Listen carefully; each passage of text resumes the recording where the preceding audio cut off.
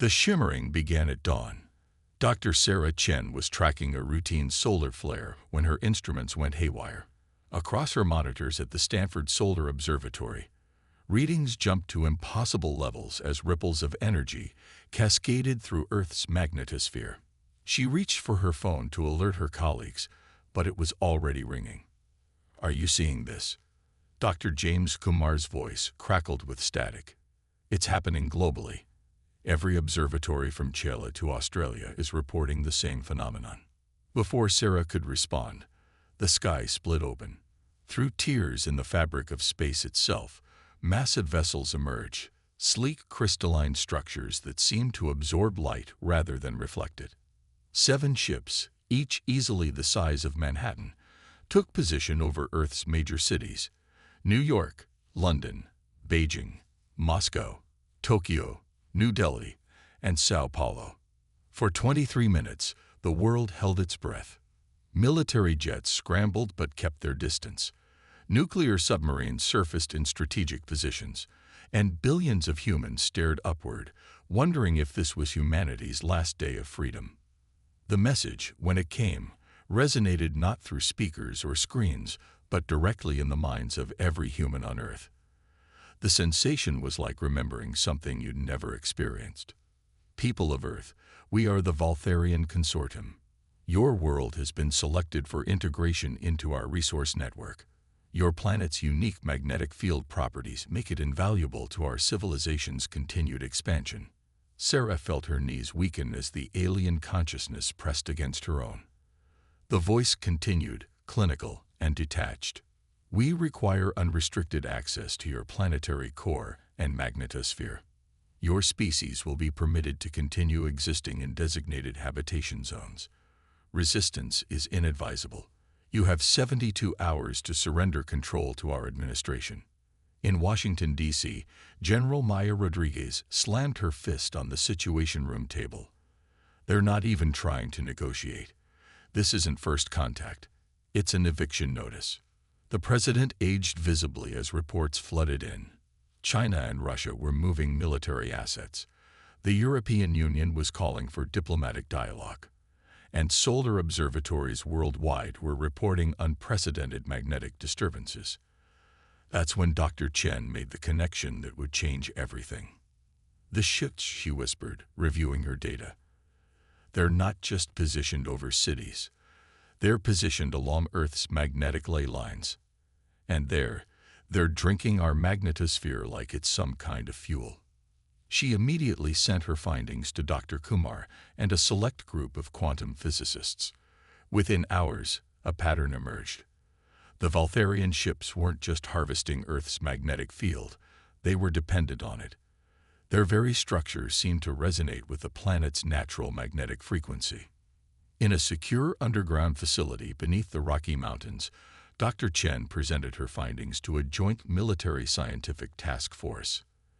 "Their technology is incredibly advanced," she explained, "but it's also surprisingly specialized. They've evolved their entire civilization around harvesting and processing magnetic fields. It's made them powerful, but it's also made them vulnerable." General Rodriguez leaned forward. "Vulnerable how?" "Their ships, their weapons, their very consciousness.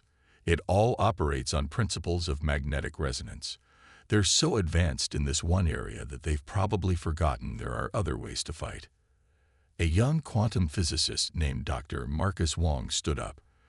"We might not be able to match their magnetic technology, but Earth has something they don't seem to understand: background radiation. Natural, slightly chaotic energy that's unique to our planet. If we could amplify it in the right way, we could disrupt their entire technological base," Sarah finished.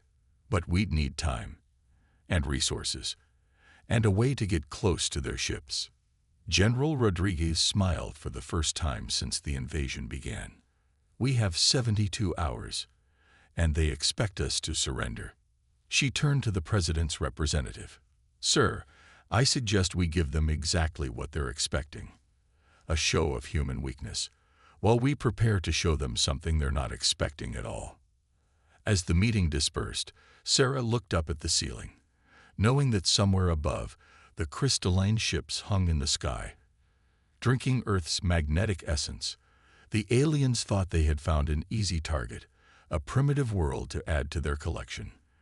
They were about to learn that humanity's greatest strength wasn't in its technology, but in its ability to adapt, to think laterally, and to turn apparent weakness into devastating strength. The 72-hour countdown had begun, and with it, the most ambitious scientific and military operation in human history, Project Achilles. The underground facility, dubbed Haven, hummed with activity as the world's brightest minds raced against time. 48 hours remained until the Valtharians' deadline, and humanity's greatest scientific undertaking was taking shape in secret bunkers across the globe. Dr. Sarah Chen hadn't slept in 30 hours, but adrenaline kept her focused. On the massive display before her, simulations showed the complex interaction between Earth's natural radiation and the aliens' magnetic technology. Dr. Marcus Wong worked beside her, his fingers dancing across holographic controls as they refined their calculations. The breakthrough came from an unexpected source, Sarah explained to General Rodriguez during the hourly briefing. We found it in background radiation studies from old nuclear test sites. The Valtharians' magnetic technology actually creates tiny blind spots when it encounters certain types of radiation, like a form of technological allergic reaction. Dr. Wong pulled up a new simulation. Their entire civilization is built around manipulating magnetic fields with impossible precision. But Earth's natural radiation introduces chaos into their systems. It's like trying to tune a radio while driving through a lightning storm. The general studied the data. Can we weaponize it? Better, Sarah replied. We can amplify it. Every nuclear power plant on Earth is being secretly modified to emit a specific radiation frequency. Individually, they're harmless. But when synchronized, she pressed a key, and the simulation showed a cascading wave of energy circumnavigating the globe. We're calling it the Prometheus wave, Dr. Wong added. When activated, it will create a planetary-scale disruption field that their magnetic technology can't process. Their ships will be like crystal sculptures in a sonic chamber, resonating at exactly the wrong frequency. In orbit, the Valtharian ships continued their arrogant display of power, unaware of the trap being laid. Their sensors, tuned to detect magnetic and gravitational anomalies, were blind to the subtle changes happening in Earth's nuclear infrastructure. Meanwhile, in a separate wing of Haven, Dr. Kumar was leading a team developing what they called radiation shields, specialized suits that would protect human operators from both the Prometheus wave and the Valtharians' magnetic weapons. The suits looked primitive by alien standards, made of lead-lined fabric and crystalline lattices that absorbed radiation instead of conducting it. They expect us to surrender, General Rodriguez addressed the gathered scientists and military leaders. So we'll give them a show. In 24 hours, the UN will announce Earth's capitulation. We'll make it convincing. Protests, attempted military coups, mass panic. The Valtharians need to believe they've won. Sarah noticed how the general's eyes hardened. Because when they land to begin their integration process, they'll be deploying their forces directly into our trap. The plan was audacious. Nuclear plants worldwide would synchronize their modified reactors. The Prometheus wave would disrupt the aliens' magnetic technology. And specially trained military units, wearing the radiation suits, would strike at the temporarily vulnerable ships. But there was a catch. We'll only have minutes, Dr. Wong warned. Once the wave hits, their ships will begin adapting. They'll try to recalibrate their magnetic fields to compensate. We have to strike hard and fast in that window of opportunity. Sarah pulled up a map showing specialized military units positioned near every nuclear facility. The teams are in place. The suits are ready. Everything depends on timing. And on the Valtharians believing they've already won. As if on cue, the alien consciousness touched their minds again. 24 hours remain. We sense your deliberations, your fear. Choose wisely, humans. Other species have resisted. Their worlds now serve as automated resource nodes, their populations preserved in stasis as cautionary examples. The arrogance in the alien voice made Sarah smile grimly. The Valtharians were so convinced of their superiority, so certain their magnetic technology made them invincible, that they couldn't conceive of being defeated by what they considered a primitive species. In the main laboratory, Dr. Kumar was running final tests on the radiation suits. General Rodriguez was coordinating with military commands worldwide, and in every nuclear facility on Earth, scientists were making final adjustments to their reactors, preparing them for synchronization. Primitive, Sarah whispered, remembering the aliens' dismissive tone. They think because we haven't mastered magnetic field manipulation, we're no threat to them. They forgot that sometimes the most dangerous weapon is the one your enemy doesn't think is a weapon at all. The countdown continued. 23 hours until humanity's surrender. 24 hours until the trap would spring. And somewhere above, the crystalline ships hung in the sky, their crews confident in their absolute superiority, completely unaware that every second brought them closer to their doom. Project Achilles was almost ready. The next phase would begin with humanity's greatest performance, convincing an advanced alien species that they had won, right up until the moment they lost everything. The world watched as the UN Secretary-General, hands trembling, signed the document of surrender. Behind the scenes, Operation Achilles shifted into its final phase. The Valtharian ships descended through Earth's atmosphere, their crystalline structures casting prismatic shadows across major cities as they prepared to begin their integration process. In Haven, Dr. Sarah Chen monitored the electromagnetic readings with growing anticipation. "They're deploying their ground forces," she reported, watching as smaller crystalline vessels emerged from the massive ships. "Just as we predicted, they're establishing magnetic tether points around each nuclear facility." General Rodriguez's voice crackled through the secure channel. "All teams, synchronize countdown. Operation Achilles commences in 15 minutes. The Valtharians had chosen Earth's nuclear plants as their initial integration sites, drawn by their magnetic signatures. They interpreted the facility's power outputs as primitive attempts at magnetic field manipulation. Their arrogance had led them exactly where humanity wanted them. Dr. Kumar's voice joined the channel. "Radiation suits are functioning perfectly.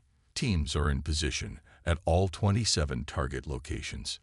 The alien forces moved with mechanical precision, their crystalline armor gleaming as they established perimeters around each facility. Their magnetic technology allowed them to float effortlessly, manipulating gravity fields with casual mastery. They didn't bother posting guards. Their sensors showed only primitive human radiation signatures, nothing that could possibly threaten them. 10 minutes, Sarah announced, her fingers flying across control panels. Reactor synchronization at 98%. Around the world, specialized military units waited in their radiation suits, hidden in carefully shielded bunkers. The suits looked crude, a deliberate design choice. Everything about humanity's response had been calculated to reinforce the Valtharians' perception of Earth as technologically primitive. 5 minutes, Dr. Wong called out. Radiation harmonics are aligned. Prometheus wave calculations locked in. The Valtharians were now fully committed, their forces spread across the globe, their ships anchored to Earth's magnetic field. In their arrogance, they had announced their intentions through the shared consciousness. Integration begins. Your nuclear facilities will be repurposed as magnetic harvest nodes. Resistance now would be futile and... Now, General Rodriguez's command cut through all channels. Sarah slammed her hand down on the activation sequence. Across the planet, modified nuclear reactors surged in perfect synchronization. The Prometheus wave erupted from 27 points simultaneously, its invisible energy rippling through the atmosphere. The effect was instantaneous. The Valtharians' shared consciousness shattered into confused fragments. Their crystalline technology, dependent on precise magnetic field manipulation, began to resonate at devastating frequencies. The smaller vessels fell from the sky, their gravity controls disrupted by the chaotic radiation. Phase 2. Rodriguez ordered. All teams, engage. Military units emerged from their bunkers, protected by their primitive radiation suits. The Valtharians, their magnetic weapons reduced to useless crystals, found themselves facing a prepared and coordinated human resistance. Their armor, designed to manipulate magnetic fields, offered no protection against conventional weapons. In orbit, the massive ships trembled as the Prometheus wave washed over them. Their crews, accustomed to absolute control over their environment, experienced something they had never known: helplessness. "They're trying to adapt," Dr. Wong shouted, watching the readings. "Their ships are attempting to recalibrate their magnetic fields." "They won't get the chance," Sarah responded. "General, the window is open. Give the order." Rodriguez's voice was steel. "Execute Liberty Protocol." Specialized missiles, designed to emit the same chaotic radiation as the Prometheus wave, launched from submarines and hidden silos.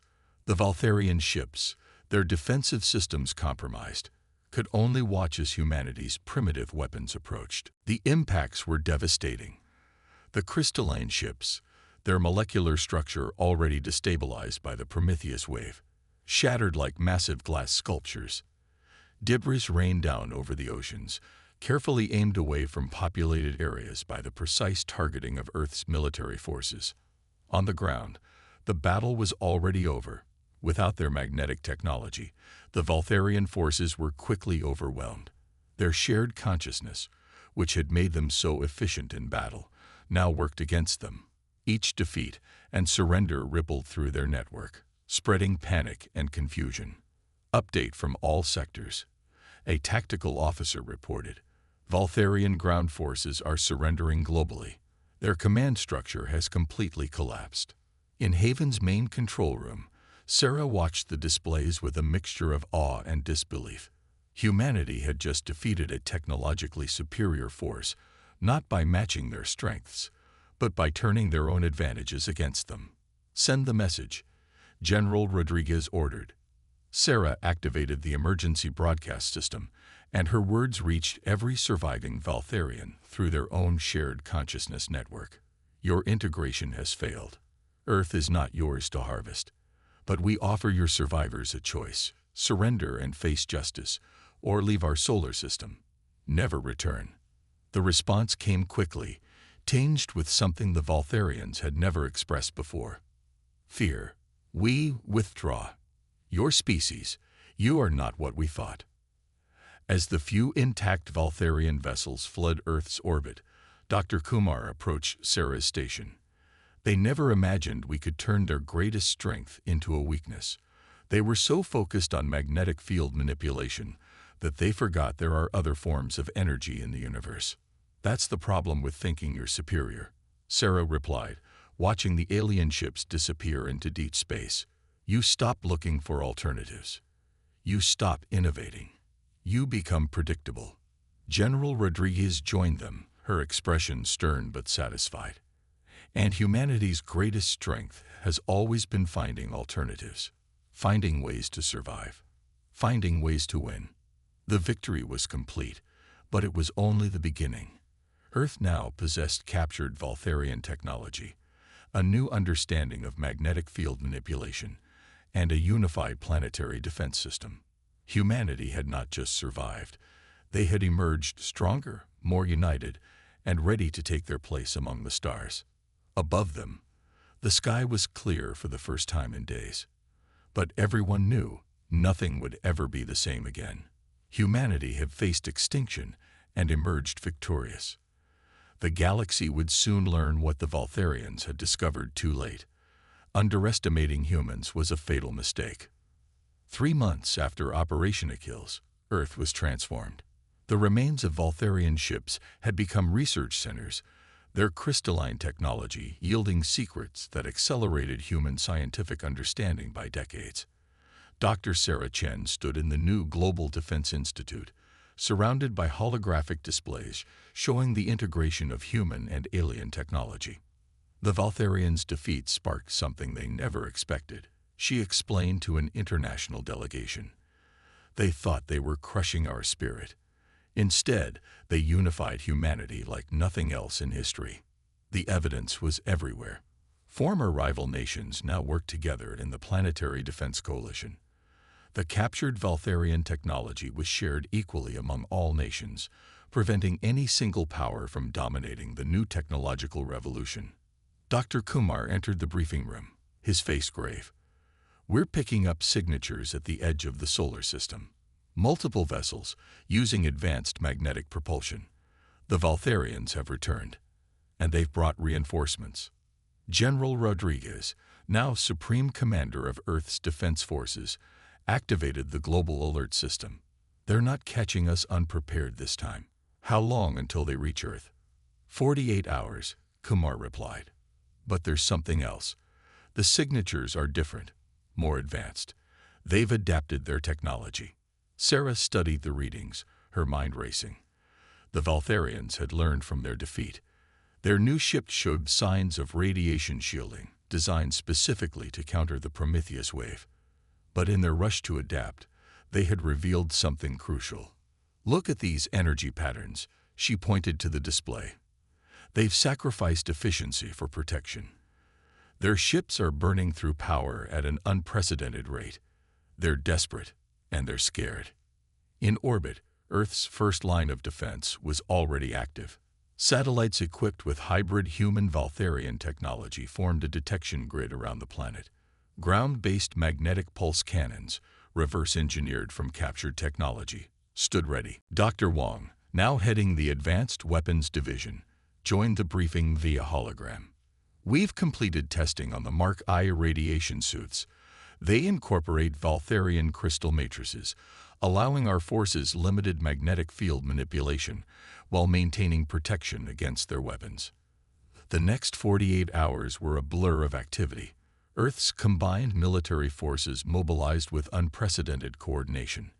Civilian populations were moved to hardened shelters, and in laboratories across the planet, scientists put the finishing touches on humanity's latest innovations. When the Valtharian fleet arrived, they found not a primitive world cowering in fear, but a unified planet bristling with defenses. Their first communication was different this time, less arrogant, more cautious. "You have corrupted the natural order," the alien consciousness proclaimed. "Lesser species must submit to superior ones. This is the way of the universe." General Rodriguez's response was broadcast across all frequencies. "We offered you peace. You chose war. Again. Humanity's response will be decisive." The battle began in space. The Valtharians launched their attack with improved weapons, expecting to overwhelm Earth's defenses quickly. Instead, they met a prepared opponent who understood their technology and had developed countermeasures. Earth's hybrid defense systems engage. Magnetic pulse cannons disrupted the alien shields. Human fighters, equipped with modified Valtharian technology, proved more maneuverable than their larger counterparts. The Mark I radiation suits allowed Earth's forces to match the aliens in personal combat while maintaining their immunity to magnetic attacks. But the true surprise came from Dr. Chen's team. During the months of preparation, they had developed what they called the magnetic mirror, a system that could capture and redirect the Valtharians' own magnetic energy weapons back at them. "They still think linearly," Sarah explained as she activated the system. "They improved their shielding against our radiation, but they never considered we could turn their own magnetic weapons against them. They're still fighting the last war." The effect was devastating. The Valtharian fleet, firing their magnetic weapons at full power, suddenly found their energy beams reflected back at their own ships. Their improved shielding, designed to block radiation, provided no defense against their own weaponry. In orbit, ships began to fall. The Valtharians' coordinated attack dissolved into chaos as their own weapons turned against them. Their improved technology, rushed into service for this revenge attack, proved to be their undoing. Dr. Kumar monitored the battle from Haven's command center. "Their fleet is in disarray. They never expected us to advance so quickly, to understand their technology so thoroughly. They thought they were facing the same primitive species they tried to conquer before." The battle lasted less than 6 hours. The Valtharian fleet, its weapons useless and its ships crippled by their own reflected energy, began a desperate retreat. But Earth's forces, led by General Rodriguez, didn't allow them to escape unscathed. "Pursue and disable," she ordered. "We're not just defending Earth anymore. We're showing the galaxy that humanity will not be victimized by anyone." As the last Valtharian ships flowed into deep space, leaving behind their damaged and captured vessels, Sarah stood at the same window where she had first witnessed their arrival months ago. But now, instead of fear, she felt pride and determination. "They'll be back," Dr. Wong said, joining her at the window. "Maybe not the Valtharians, but others. The galaxy must be full of species like them, thinking they can prey on lesser civilizations." Sarah nodded, watching Earth's defense fleet return from the battle, their hybrid technology gleaming in the sunlight. "Let them come. Humanity isn't just ready. We're waiting." And we learn from every encounter. The victory was more than just military. It was proof that humanity could face any challenge, adapt to any threat, and emerge stronger. The age of Earth as a vulnerable, isolated world was over. The age of humanity as a force to be reckoned with had begun. 1 year after the second Valtharian defeat, Earth had changed beyond recognition. The captured alien vessels had become the foundation of humanity's first deep space fleet. The Global Defense Institute, under Dr. Sarah Chen's leadership, had become the center of a technological revolution that touched every aspect of human civilization. "We've received another distress signal," Dr. Kumar announced during the morning briefing. "A species called the Nexarians. They're under attack by a Valtharian harvester fleet in the Orient sector." General Rodriguez, studying the holographic star map, nodded. "The third such call this month. The Valtharians are getting desperate, attacking smaller civilizations since they can't conquer Earth." "Then it's time," Sarah said, bringing up the designs for Earth's latest achievement. "The Liberty Fleet is ready." The Liberty Fleet represented everything humanity had learned since first contact. 10 ships, each larger than the original Valtharian vessels, combining the best of human innovation with advanced magnetic technology. But unlike their alien counterparts, these ships weren't limited to a single type of technology. They carried conventional weapons, radiation projectors, and magnetic field manipulators, a reflection of humanity's greatest strength: adaptability. "The Nexarians are 3 days away at maximum speed," Dr. Wong reported. "Their civilization is pre-spaceflight, like we were. The Valtharians are following their usual pattern, demanding surrender and resource access." General Rodriguez's expression hardened. "Not this time. Earth Defense Council has approved Operation Guardian. We're taking the fight to them." The Liberty Fleet departed Earth's orbit that evening, humanity's first military expedition into deep space. As they accelerated past Mars, Sarah stood on the bridge of the flagship Independence, marveling at how far they'd come in such a short time. Multiple Valtharian signatures detected, the tactical officer reported as they approached the Nexarian system. 5 harvester ships, standard configuration. They haven't adapted their technology since their last defeat. The Valtharians detected the approaching fleet too late. Their communications, intercepted and decoded, revealed their shock. "Earth vessels? Impossible. They cannot have mastered deep space travel so quickly." Sarah smiled grimly as she activated the ship's communication system. "This is Dr. Sarah Chen of the Earth Defense Force. Your harassment of developing civilizations ends today. Withdraw immediately or face the consequences." The Valtharian response was predictable. They opened fire with their magnetic weapons. But the Liberty Fleet was ready. The ship's hybrid shields, combining magnetic deflectors with radiation harmonics, easily absorbed the attack. "Show them how humanity fights," General Rodriguez ordered. The battle was swift and decisive. The Liberty Fleet demonstrated combat techniques the Valtharians had never seen. Ships that could switch between different types of weapons and defenses, adapting their tactics moment by moment. Earth's vessels danced through space, their movements unpredictable, their attacks coming from multiple technological approaches simultaneously. On the Nexarian planet below, millions watched in awe as their would-be conquerors were systematically dismantled by the mysterious defenders. The Valtharian ships, designed for intimidation and resource extraction, proved no match for vessels built for real combat. Last enemy ship disabled. Tactical reported. No casualties on our side. The Nexarians are hailing us. The Nexarian leader's image appeared on the main screen, a being with iridescent scales and multiple eyes. We don't know how to thank you. The Valtharians said no one could stand against them. Who are you? Sarah stepped forward. We're from Earth. We were like you once, threatened by the Valtharians. But we learned, we adapted, and we grew stronger. Now we offer you the same opportunity. Over the next few weeks, Earth established diplomatic relations with the Nexarians. Technology was shared, cultural exchanges began, and another civilization started its journey to the stars under humanity's guidance. But more importantly, word spread through the galaxy.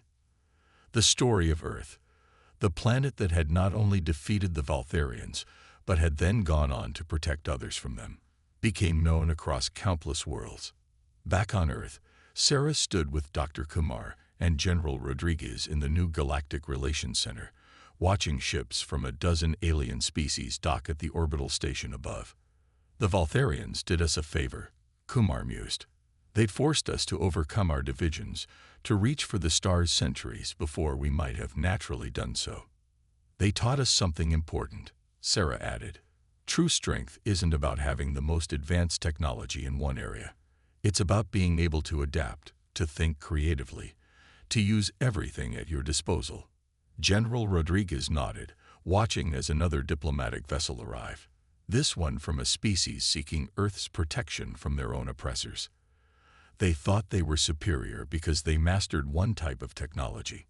We proved that true superiority comes from diversity, from flexibility, from never stopping to learn and grow. 5 years after the Valtharians first appeared over Earth, humanity had become something they never expected. Not just another spacefaring civilization, but guardians of the galaxy's developing worlds. Earth's ships patrolled trade routes, protected vulnerable species, and shared technology with those ready to advance. The Valtharians still existed, but they had been reduced to a cautionary tale, a reminder of what happens when arrogance blinds you to your own limitations. Their empire, built on intimidation and resource theft, had crumbled in the face of humanity's rise. In the end, they had failed to understand a fundamental truth.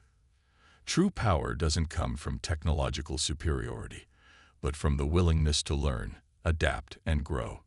They had thought they were choosing an easy target. Instead, they had awakened a sleeping giant, and in doing so, they had changed the galaxy forever. As Sarah looked out at the stars, now filled with possibilities instead of threats, she remembered those first terrifying moments when the alien ships appeared. They had come to harvest Earth's resources. Instead, they had harvested humanity's potential, unleashing a force for change that would reshape the galaxy for generations to come. The story of humanity's rise would be told on countless worlds, a reminder that greatness comes not from inherent superiority, but from the courage to face challenges, the wisdom to learn from them, and the strength to stand up not just for yourself, but for all those who cannot stand alone. Earth was no longer just another planet. It had become a symbol of hope, of progress, and of the indomitable spirit that could turn invasion into opportunity, defeat into victory, and fear into the courage to forge a better future for all species among the stars.